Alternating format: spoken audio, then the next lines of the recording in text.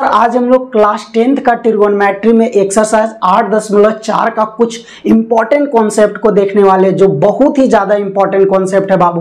8.4 में 3 कॉन्सेप्ट है। देखिए क्या क्या कॉन्सेप्ट है। पहला कॉन्सेप्ट है बाबू sine square theta plus cos square theta बराबर 1। दूसरा है बाबू sec square theta minus tan square theta बराबर 1। और तीसरा है बाबू cosec square theta minus cot square theta बराबर 1। बाबू ये तीनों अगर फॉर्मूला का हम बात करें, ये तीनों सूत्र का बात करें, तो हर सूत्र में 3 कंडीशन बाबू लागू होता है। हर सूत्र में 3 कंडीशन, 3 शर्त बाबू लागू होता है। और वो शर्त आपको हमेशा याद रखना होगा, हमेशा समझना होगा बाबू। तो पहले वो 3 शर्त को जानते हैं कि वो 3 शर्त होता क्या है जो हमेशा लागू होगा। अगर वो 3 शर्त में एक भी शर्त अगर नहीं लागू हो रहा है तो कभी भी इसका मान 1 नहीं होगा। तो सबसे पहले तीनों शर्त को जानते हैं बाबू। ये पहला formula sine square theta plus cos square theta equal to 1 तभी होगा जब ये 3 शर्त इस पर लागू होगा। यानी इस फॉर्मूला में 3 शर्त लागू होता है बाबू।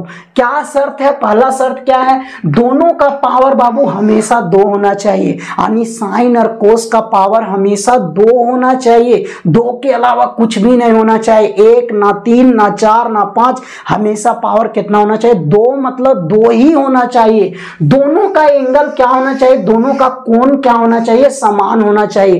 कोण कुछ भी रहे, कुछ भी रहे, जो मन करता है सो लिखो। यहां तुमको जितना डिग्री मन कर रहा है, 50 डिग्री 60 डिग्री दशमलव बट्टा में जो मन कर रहा है सो लिखो, वही कोण यहां लिखना पड़ेगा। और पावर हमेशा कितना होना चाहिए? 2।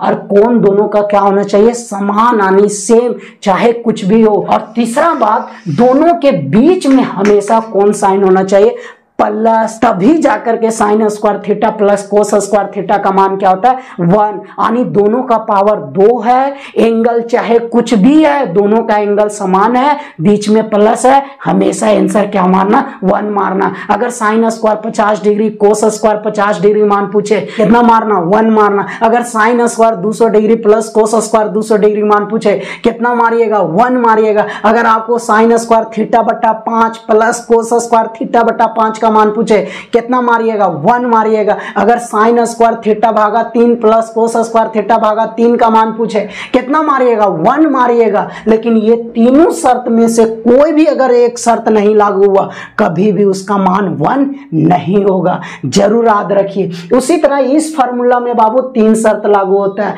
सेक और टेन का पावर हमेशा 2 होना चाहिए। इसमें भी एंगल सेम होना चाहिए, चाहे जो एंगल मन करता है दोनों का एंगल सेम रखना होगा। लेकिन इसमें दोनों के बीच का साइन हमेशा क्या होना चाहिए? माइनस होना चाहिए। तभी जाकर के sec square theta minus tan square theta कितना देता है? 1 देता है। 3 शर्त, पावर दोनों का हमेशा 2 होना चाहिए, दोनों का एंगल हमेशा सेम होना चाहिए, चाहे जो लिखने मन कर रहा हो, और दोनों के बीच का साइन हमेशा क्या होना चाहिए? माइनस। अब अगर आपसे पूछा जाए sec square 30 degree minus tan square 30 degree मान कितना होगा? 1 होगा। Sec square 95 degree minus tan square 95 degree मान कितना होगा? 1 होगा। सेक स्क्वायर थीटा भागा 10 माइनस टेन स्क्वायर थीटा भागा 10 का मान कितना होगा? 1 होगा। अब ये तीनों शर्त में से एक भी शर्त अगर इस फॉर्मूला में भी लागू नहीं हुआ, कभी भी 1 नहीं होगा। हमेशा याद रखिए, हमेशा इस चीज को रट जाइए, समझे बाबू। उसी तरह तीसरा फॉर्मूला में cosec square theta minus cot square theta बराबर 1 तभी होगा जब ये तीनों शर्त इसमें लागू होगा। इसमें भी पावर दोनों का क्या होना चाहिए? 2। इसमें भी दोनों का एंगल क्या होना चाहिए? सेम, चाहे कुछ भी हो।